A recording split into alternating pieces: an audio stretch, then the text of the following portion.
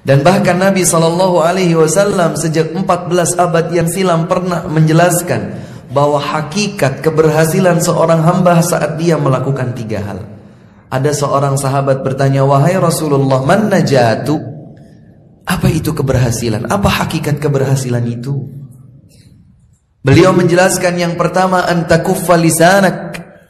Engkau jaga, engkau kekang lisanmu. Keberhasilan, keselamatan adalah saat seorang hamba menjaga lisannya, menjaga tutur bicaranya. Bahkan setiap kata harus dia seleksi. Apakah ini adalah kata yang akan menyebabkan ridha Allah atau sebaliknya? Jadi hakikat keselamatan adalah yang pertama kita menjaga lisan kita. Ada yang jatuh itu? Yang kedua,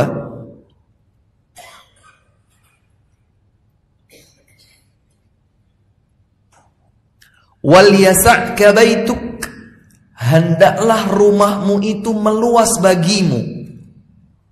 Maksudnya gimana Ustadz? Bikin rumah besar? Bukan, tapi betah di dalam rumah.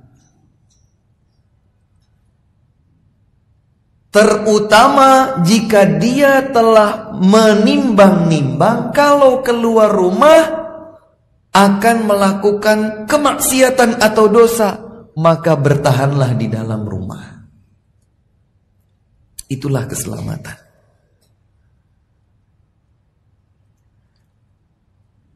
Namun juga hadirin sekalian, bukan berarti kalau kita bertahan di rumah itu bukan berarti bergaul, berinteraksi sosial itu menjadi haram, tidak.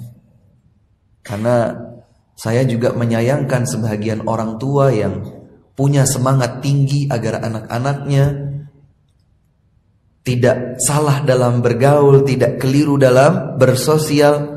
Akhirnya memang dia tidak ucapkan, tapi kebijakan-kebijakannya terhadap anak-anaknya mengatakan bahwa keluar rumah itu haram. Sehingga si anak bukan sekedar tidak punya teman, sampai dia kira bahwa semua yang ada di luar rumah itu hantu. Gak punya teman.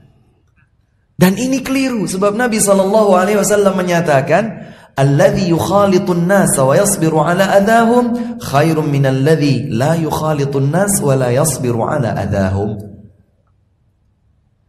Yang bergaul dengan banyak orang dan bersabar terhadap gangguan yang menyakitkan dari mereka, orang yang seperti itu lebih baik daripada yang tidak bergaul dengan banyak orang dan tidak bersabar atas gangguan mereka. Jadi Islam juga tidak mengharamkan kita untuk bergaul bersosial, namun ada filternya. Dan manakala seseorang ketika keluar rumah akan terjebak dalam dosa, yang terbaik dan selamat bagi dia adalah bertahan di dalam rumah. Ya inilah zaman yang kita hadapi sekarang. Pengennya itu sesuatu yang baik-baik saja, mubah-mubah saja, tapi begitu keluar rumah, Masya Allah, begitu banyak godaan, begitu banyak fitnah, begitu banyak hal-hal yang tidak terpuji dan seterusnya. Kemudian yang ketiga, hakikat keselamatan itu adalah hendaklah engkau menangisi dosa-dosamu.